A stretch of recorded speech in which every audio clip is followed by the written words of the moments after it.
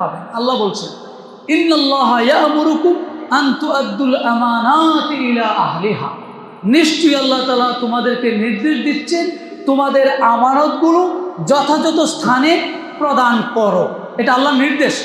এই আমানত, এখানে এই আমানত কি, তাফসীর খুললে আপনি পাবেন। এখানে আমানত হলো রাষ্ট্র পরিচালনা, দেশ পরিচালনার যে দায়িত্ব নির্বাচন করা, দায়িত্বশীল নির্বাচন করা, নির্বাচন করতে যে আপনার একটা মত, এটাকে আমানত বলা হয়েছে।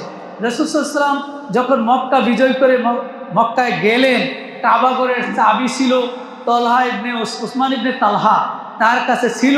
তো এখন সেই চাবি রাসূলুল্লাহ মক্কা বিজয় করে যাওয়ার সাথে সাথে সেই চাবি রাসূলের হাতে চলে আসলো। এই চাবিটা, এটার নাম চাবি না, এটার নাম কিন্তু বিরাট পাওয়ার। বিরাট পাওয়ার, বোঝেন পাওয়ার?